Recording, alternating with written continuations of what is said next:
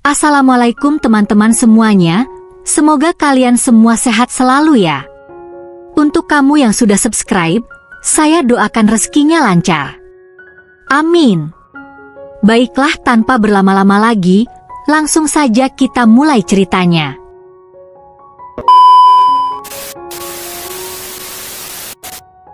Pak, saya bisa jelaskan ini. Ini semua salah paham. Saya gak kenal wanita ini dan... Kalau gak kenal, kenapa bisa ada di sini? Kamar mandi masjid pula. Kamu gak punya duit buat sewa hotel apa? Gak kenal tapi udah pelorotin celana.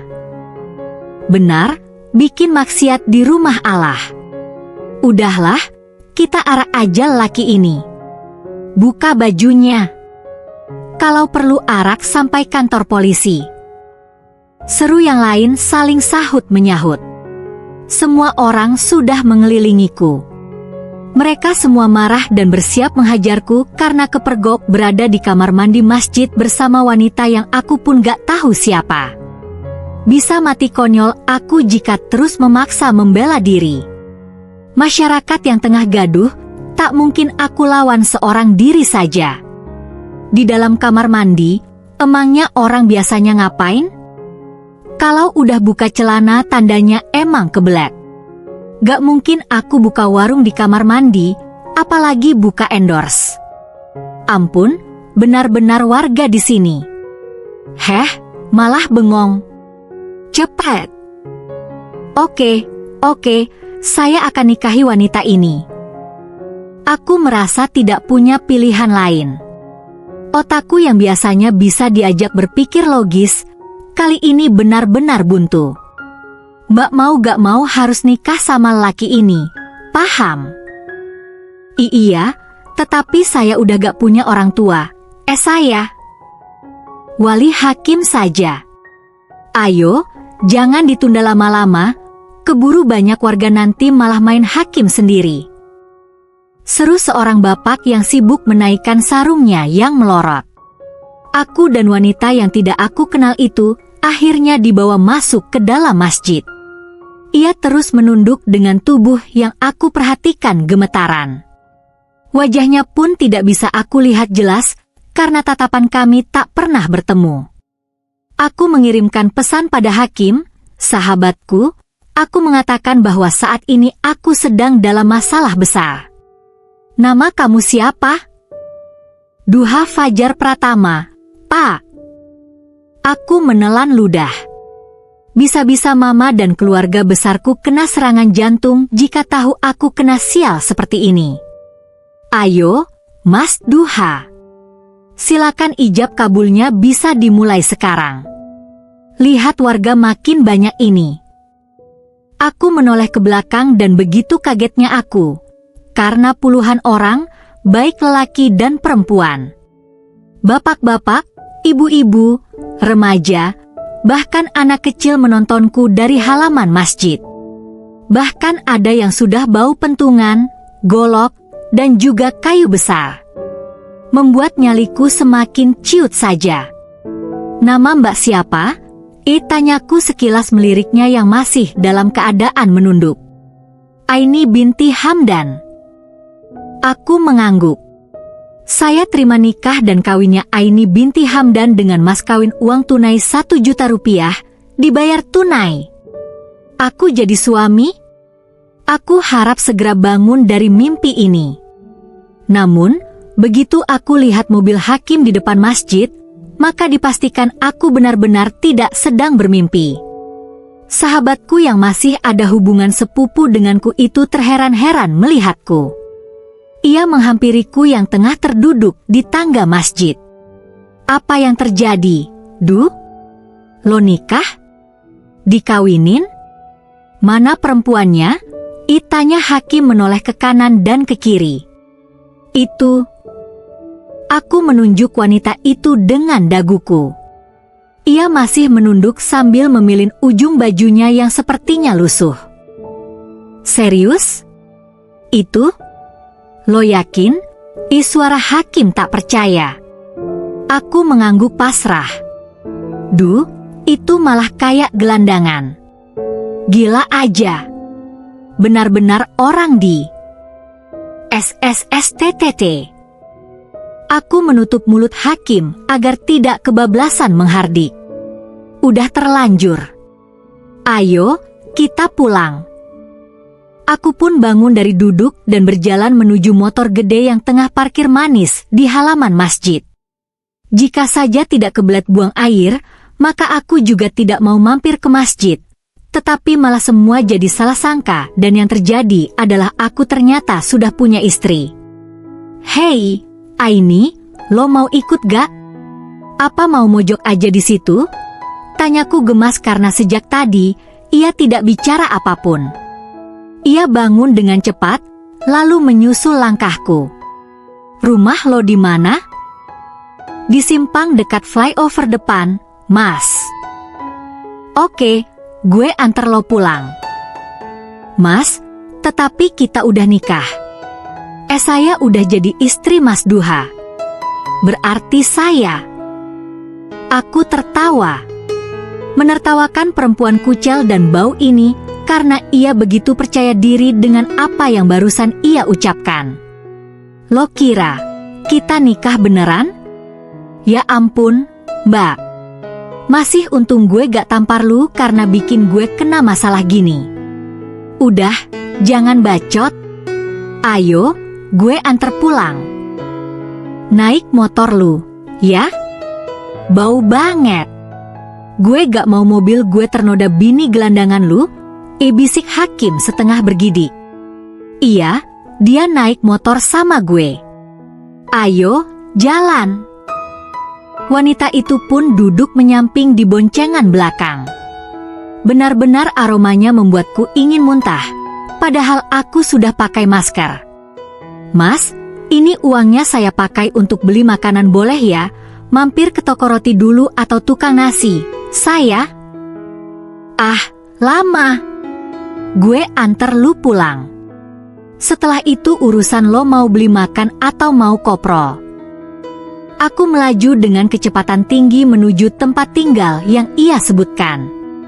Di ujung itu, Mas. Ia menunjuk bawah jembatan dengan jari telunjuknya. Mau ngapain lu di situ? Di bawahnya rumah saya. Oh, gitu. Aku melambatkan laju motor sampai akhirnya berhenti di depan titik yang dituju wanita itu. Terima kasih, Mas. Ini uang maharnya sangat manfaat untuk Ibu. Aku terkejut mendengar suara anak kecil berseru dari arah bawah. Aku ikut menoleh meskipun tidak terlalu jelas. Lo udah nikah? Udah punya anak? Ia mengangguk gugup. Aku ternganga dibuatnya. Apalagi, bukan hanya satu anak, tetapi dua anak kecil muncul bersamaan dari lorong gelap. Anak kecil yang menggendong adik kecilnya. Saya janda, Mas. Anak saya 2. Aku makin terkejut dibuatnya. Ibu, dapat makanan gak hari ini? Izam sama adek udah lapar. Ibu belum dapat makanan, sayang. Tapi om baik ini kasih ibu uang. Kita beli makan sekarang ya.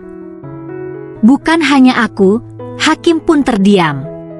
Mas, terima kasih sudah mau kasih saya uang.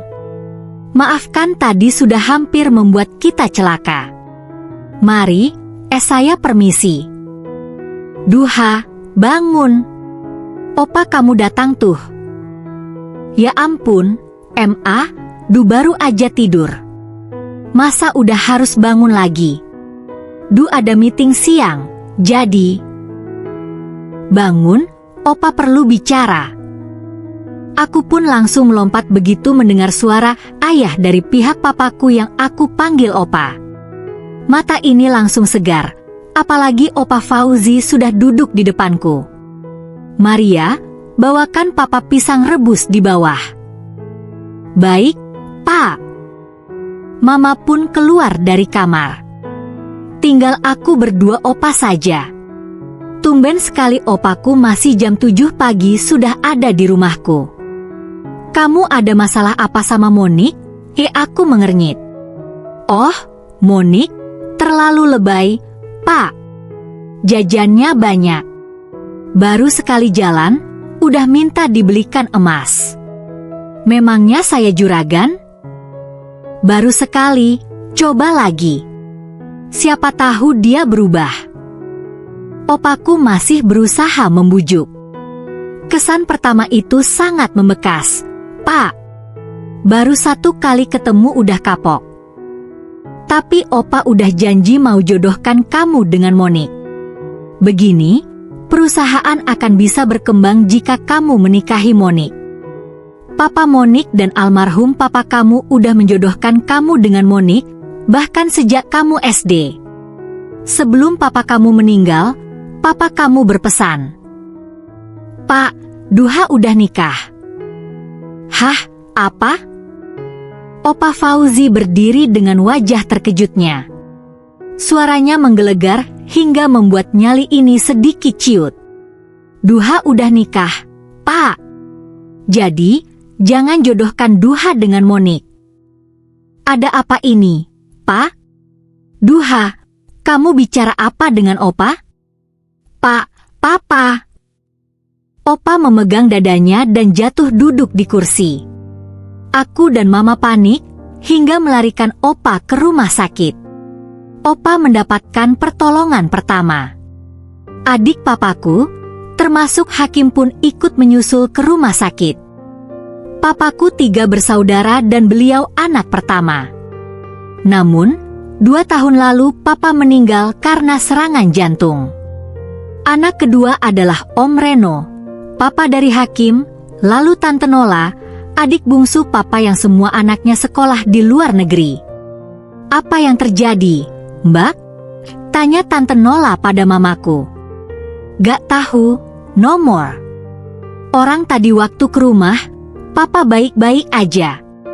Terus papa bicara pada ini nih, cucu sulung yang hobi banget pulang malam bukan karena kerja, tapi nongkrong. Tiba-tiba papa pingsan.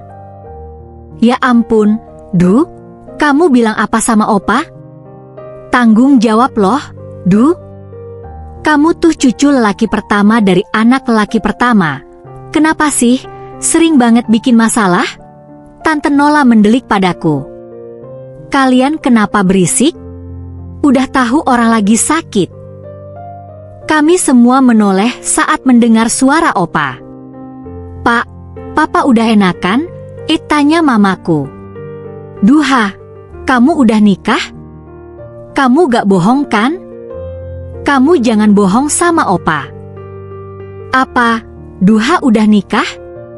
Gak mungkin, Pak. Ini anak pasti ngarang. Mama melotot ke arahku. Mama bahkan mengguncang bahu ini dan terus menatapku meminta penjelasan. Udah nikah, Mami. Semalam. Hakim bersuara dari arah pintu kamar.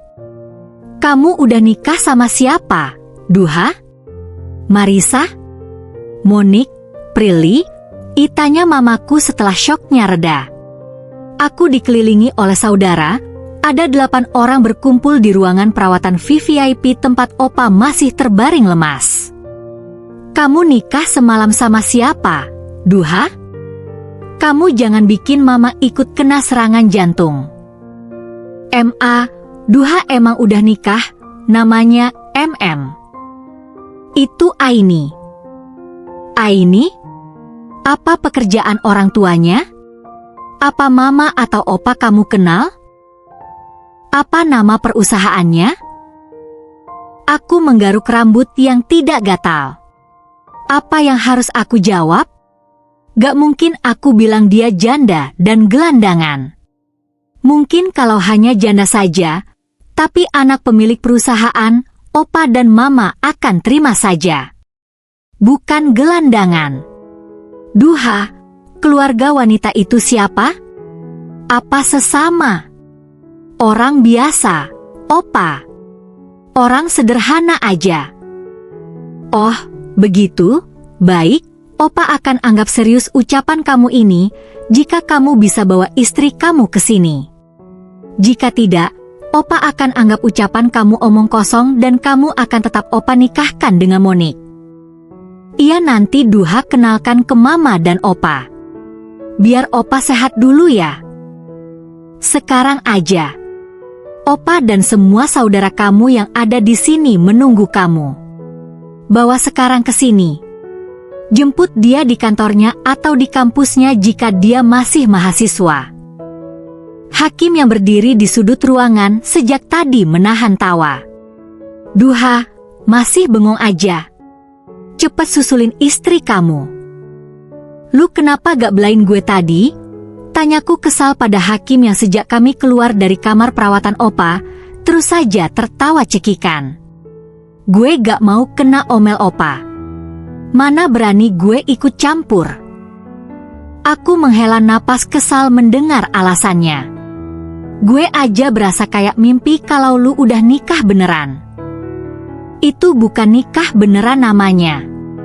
Buset, gue gak tahu kayak apa nanti Opa, Mama, dan yang lainnya kalau tahu wanita itu gelandangan dan janda. Anaknya 2 pula. Duh, nasibku. Hakim menyalakan mesin mobil.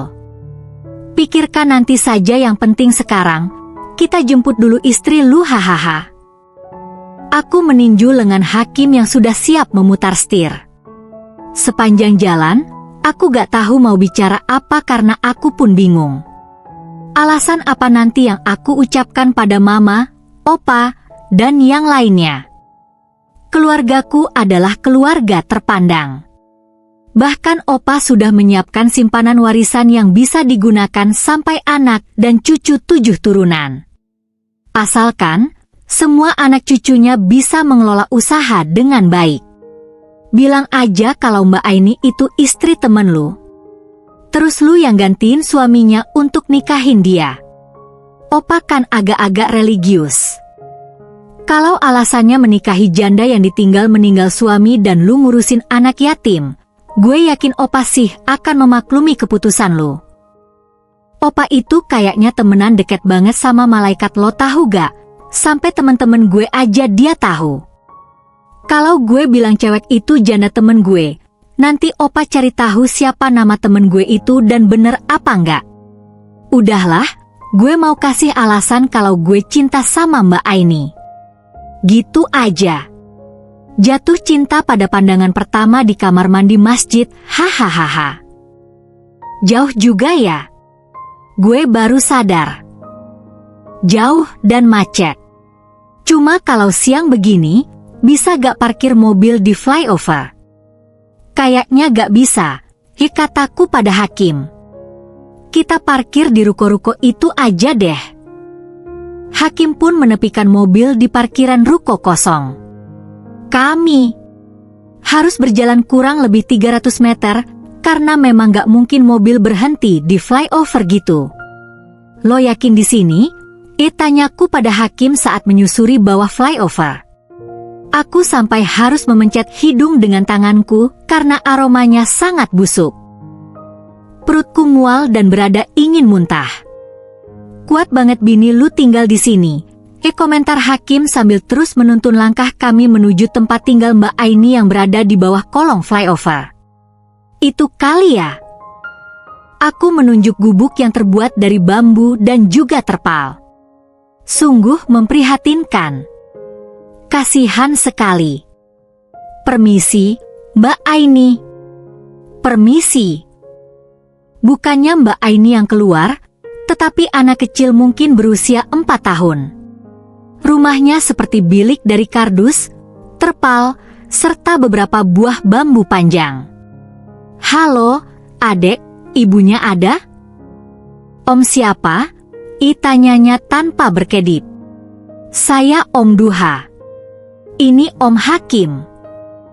Bukan, ini Ayah Duha dan saya Om Hakim. Hakim menginterupsi. Aku menoleh dengan kesal. Bisa-bisanya ambil kesempatan dalam keadaan terdesak seperti ini.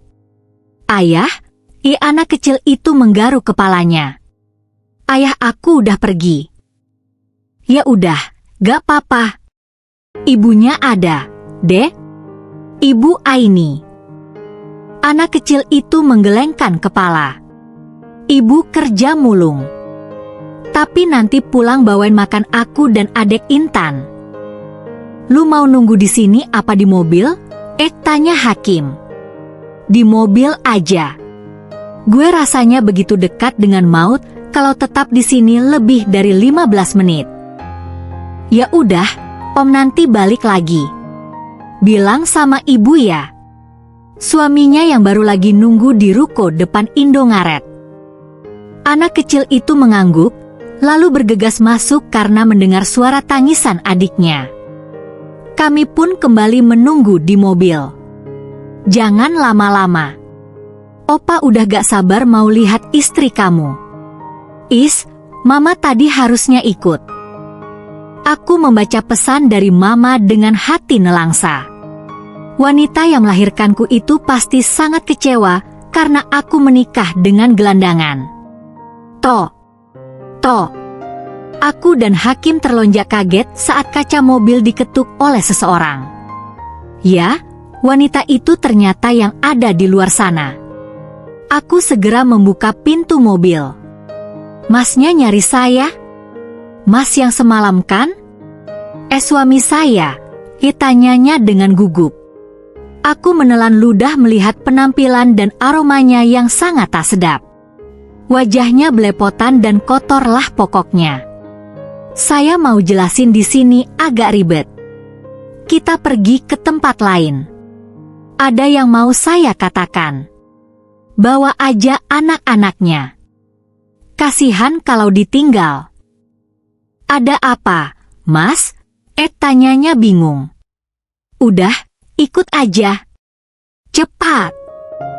Oh, iya, saya jemput anak-anak dulu. Wanita itu berlari meninggalkan aku dan Hakim.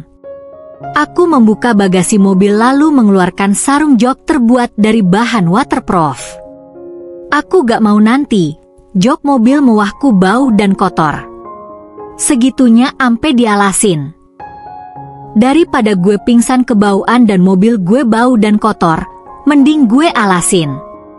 Udah, lu jangan komen mulu, Kim.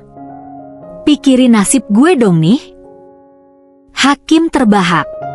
Aku terus menggerutu sampai akhirnya wanita itu menyusul dengan 2 buah hatinya. Naik di belakang. Kataku tegas. Iya, Mas. Aini dan putra-putrinya masuk ke dalam mobilku. Sudah bisa aku tebak, aromanya bikin aku mau muntah. Kim, kita mampir ke mall yang dekat sini aja. Beli pakaian untuk mereka. Oh, oke, bos. Ibu, kita mau kemana? Naik mobil seru ya, Bu. Makasih ayah. Aku sontak menoleh ke belakang. Aceh, ayah duha. Hakim tertawa terpingkal-pingkal. Ibu, bajunya bagus sekali. Ibu jadi cantik dan wangi. Anak lelaki kecil itu terus memeluk ibunya dengan erat sambil tersenyum begitu lama. Nampak sekali ia bahagia dan terpesona dengan bentukan ibunya yang baru. Kuakui dengan berganti pakaian dan menumpang sholat di masjid, wajahnya tidak sekucal seperti awal. Izam, ikut Om beli mainan yuk. Ibu mau bicara dulu sama ayah duha. Hakim yang sudah aku beritahu apa tugasnya, langsung bergerak cepat. Iya, Om. Adik Izam siapa namanya, Mbak? Tanyaku. Intan, Mas. Umur? 1,5 tahun. Aku memandangi wajah kecilnya yang tengah terlelap beralaskan kain gendongan. Mbak mulung, anak-anak ditinggal berdua saja? Ia mengangguk. Kasihan kalau dibawa dua-dua. Tapi memang saya mulung gak jauh-jauh, Mas. Saya 2 kali pulang kalau pergi mulung dari jam 7 pagi sampai jam 12. Aku mengangguk paham. Ayahnya anak-anak kemana? Udah gak ada. Meninggal? Ia mengangguk. Usia kamu berapa? Tanyaku lagi. 31 tahun 2 bulan lagi. Oh, berarti kamu lebih tua. Aku 29. Terus, bagaimana bisa kamu malam-malam ada di kamar mandi masjid dan di toilet cowok? Oh, itu, Mas, saya ke kamar mandi yang cewek, emang mau numpang mandi, tetapi air di sana mati. Jadi karena kamar mandi cowok sepi, saya pindah. Saya lupa kalau belum kunci pintu. Maaf ya, saya sempat lihat waktu Mas nurunin celana. Aish, kamu salah lihat. Jangan ngaku-ngaku. Begini, hari ini opa saya dan mama saya, juga keluarga besar mengetahui kalau saya sudah menikah dan mereka ingin bertemu istri saya. Pernikahan kita semalam memang aneh, saya tahu itu, tapi untuk sementara, kita harus benar-benar berlakon seperti suami dan istri sungguhan. Namun, mereka gak tahu kalau Mbak janda anak 2. Jadi, nanti kalau mereka nanya apapun, biar saya yang jawab, paham? Ya sudah, habiskan makannya. Nanti Izam dan Hakim juga balik. Oh, iya, itu tadi Hakim, sahabat sekaligus sepupu saya dari pihak almarhum papa. Jadi memang dekat. Gak usah takut. Baik, Mas. Tidak lama, Hakim kembali membawa mainan bersama Izam. Anak lelaki kecil itu langsung makan nasi yang sudah dipesan tadi. Makannya seperti orang buka puasa. Lahap dan tanpa bicara. Aku hanya bisa tersenyum melihat adegan yang tidak pernah ada dalam mimpiku. Apalagi wanita sederhana di depanku saat ini adalah istriku. Dahulu, saat masih kuliah, aku bermimpi bisa menikahi Luna, sang bintang kampus. Pacaran setahun, akhirnya ia kuliah ke luar negeri. Padahal aku sangat ingin menghalalkannya begitu aku lulus kuliah. Sejak saat itu, aku jarang sekali pacaran. Hanya dengan Salsa dan Niken, itu pun hanya 2 dan 3 bulan. Sekarang ditambah akan dijodohkan dengan Monik, tentu saja aku gak mau. Meskipun dari keluarga terpandang, tetapi aku gak suka. Bos, kita udah sampai di rumah sakit. Di sebelah mobil Om Fauzan dan Tante Iin. Hakim menunjuk mobil yang parkir persis di samping mobilku. Anak-anak di sini saja dulu, gue takutnya malah gaduh di dalam sana. Opa baru baikan. Bisa kena serangan jantung lagi kalau opa tahu, lu nikah sama janda anak 2. Saran Hakim saat kami berdua melihat ke belakang dan mendapati Izam serta adiknya tengah tertidur sangat pulas. Benar juga ide lu, Kim. Ayo, Mbak Aini, kita naik ke dalam. Biar Hakim di sini nungguin anak-anak. Baik, Mas. Aku berjalan bersama dengan Mbak Aini. Saat akan masuk ke dalam lift, aku menghentikan langkah wanita itu. Mbak ke kamar mandi, cuci tangan lagi. Maaf, soalnya nanti kita harus pegangan tangan saat di kamar opa saya. Oh, baik, Mas. Saya cuci tangan dulu. Aini menurut. Ia berjalan masuk ke kamar mandi. Aku menunggu dengan sabar sampai akhirnya ia keluar lagi dengan menunjukkan tangannya. Ya ampun, aku yakin sekali tangannya kasar. Ayo, nanti pegangan tangannya saat kita mau masuk ke kamar perawatan opa saya. Aini kembali mengangguk. Kami pun naik lift. Kamar VVIP ada di lantai 3 rumah sakit. Semakin dekat dengan pintu kamar itu, detak jantungku semakin tidak karuan. Siap ya, Mbak? Kita pegangan tangan. Aku menggenggam tangan istri jadi-jadianku dengan tegang dan benar-benar seperti tebakanku, bahwa tangannya sangat kasar. Maaf, kalau tangan saya kasar ya, Mas, ujarnya setengah berbisik. Aku tak menjawab, tetapi langsung menekan knop pintu kamar perawatan Opa. Opa, Mama, Om, dan Tante, ini saya sudah bawai istri saya, kataku dengan sekali tarikan napas. Aku terlalu kuat menggenggam tangan wanita itu untuk mengurangi rasa gugupnya. Semua mata memandang ke arah kami, lebih tepatnya ke arah Aini. Assalamualaikum, Opa, Mama, Om dan Tante lainnya. Saya Aini. Wanita itu tersenyum ramah memperkenalkan diri. Oh, iya, sini masuk. Opa meminta kami mendekat ke arah berangkarnya. Aini menyalami satu persatu keluarga besarku yang ada di ruangan ini. Siapa nama kamu tadi? Tanya Opa. Aini, Opa. Umur?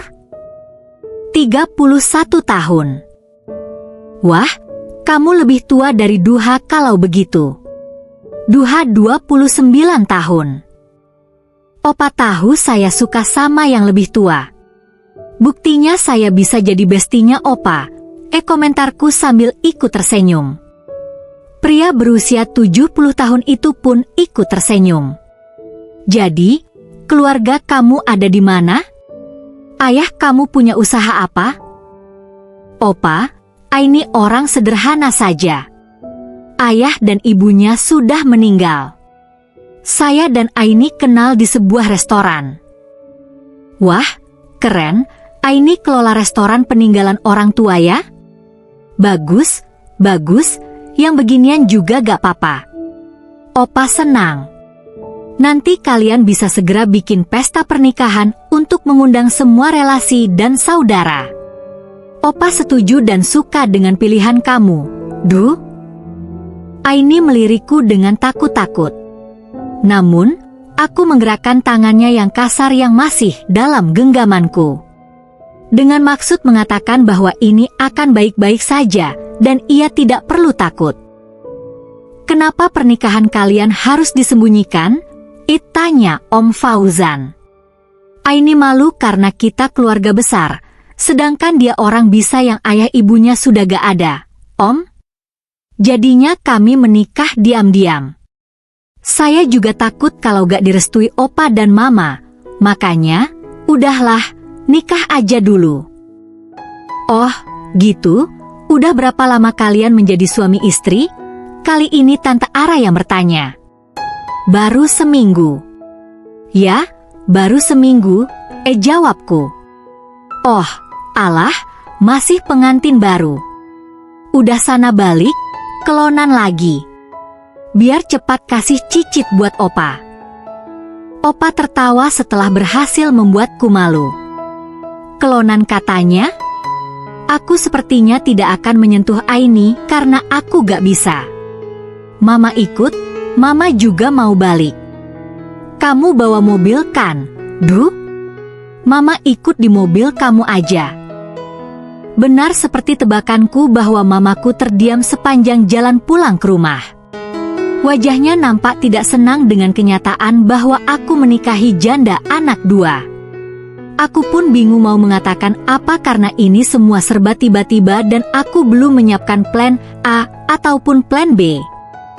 Tante mau mampir kemana? Biar Hakim antar, kata Hakim mencaurkan suasana. Pulang saja. Tante mau bicara sama sepupu kamu ini. Jawab Mama ketus. Aku menelan ludah. Aku perhatikan Aini pun sama. Ia tertunduk malu sambil memilih ujung bajunya. Masih lama gak sih? Mobil kamu bau banget ini, Du? Apa nggak dicuci? Tanya mamaku sebal. Dikit lagi Tante. Sabar ya. Iya, ini Duha belum sempat cuci mobil semalam, cucian mobilnya udah keburu tutup.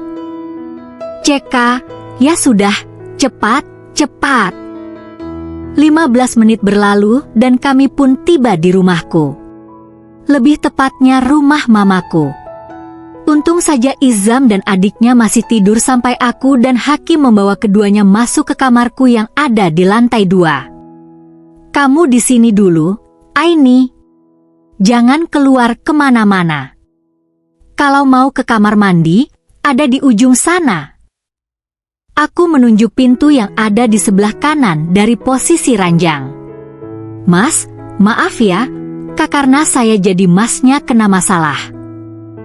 Udah terlambat. Nasi udah jadi bubur. Aku bergegas keluar dari kamar dan langsung menuju kamar Mama. Tok. Ma, ini Duha. Masuk. Aku menelan ludah dan siap mendapatkan karma atas apa yang sudah aku lakukan semalam.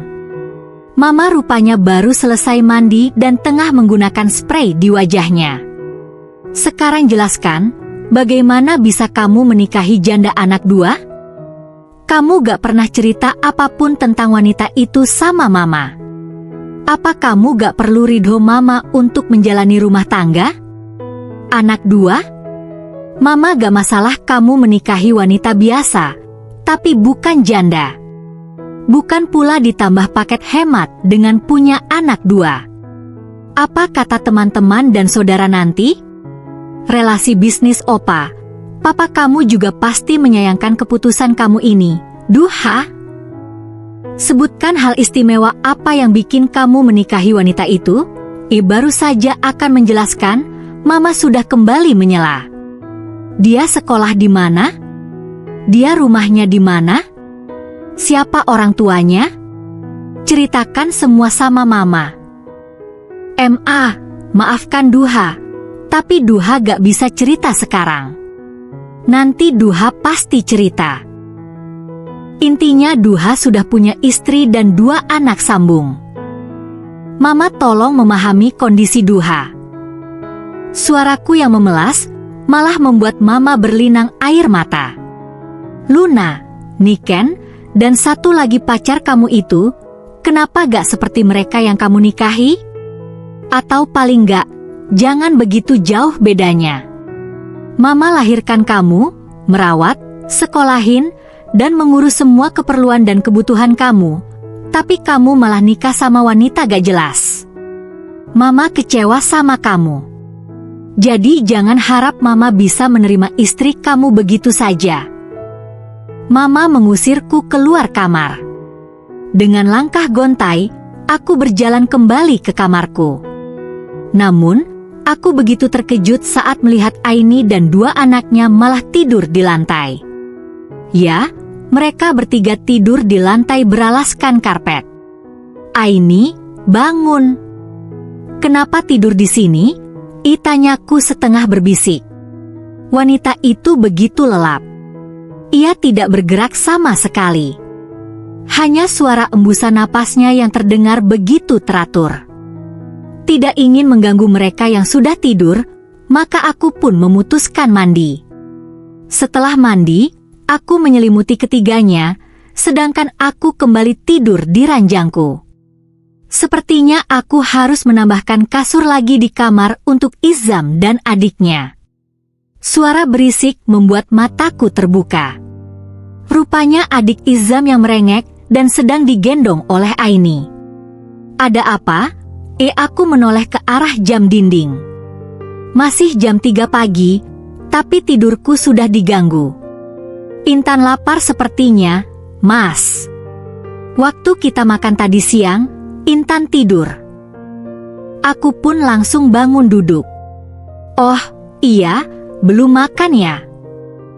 Saya gak berani keluar kamar karena kata Mas jangan kemana-mana, katanya lagi sambil menimang Intan yang terus saja merengek. Ayo, kita ke bawah. Aku mengantar Aini turun ke dapur. Ada bubur instan yang biasa aku panaskan menggunakan microwave. Air putih ambil di dispenser itu. Caranya, Mas? Maaf, saya gak pernah punya dispenser. Aku menghela napas dan segera mengambilkan segelas air putih hangat. Intan sudah lebih tenang sekarang, karena ia tengah mengunyah pisang. Ini dapur, Kamu gak boleh kesini sembarangan. Gak perlu kerjakan pekerjaan rumah ini jika tidak diminta mamaku. Paham? Aini mengangguk. Penurut sekali wanita ini, batinku. Mas tidur lagi saja. Maaf saya dan Intan sudah ganggu, katanya tidak enak hati. Aku meletakkan kembali kepala ini di atas bantal empuk. Kalian kenapa tidur di bawah?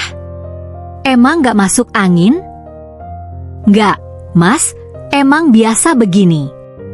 Makasih ya, kamar ini nyaman sekali.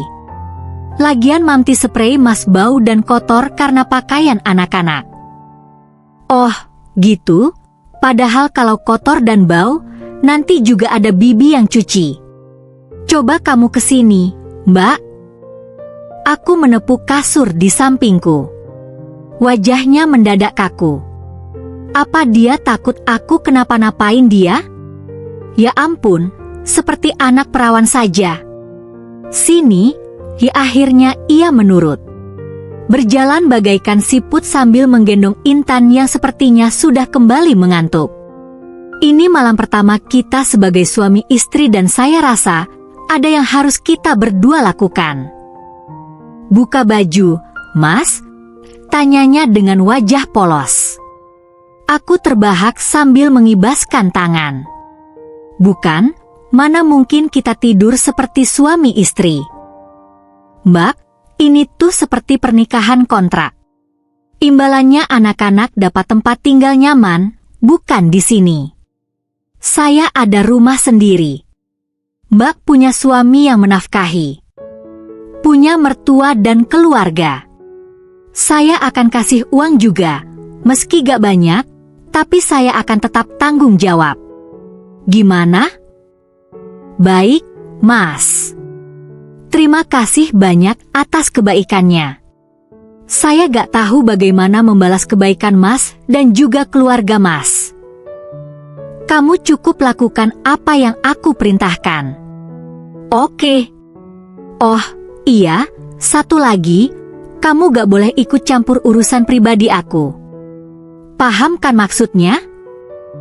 Baik, Mas. Aku mengangguk sambil tersenyum.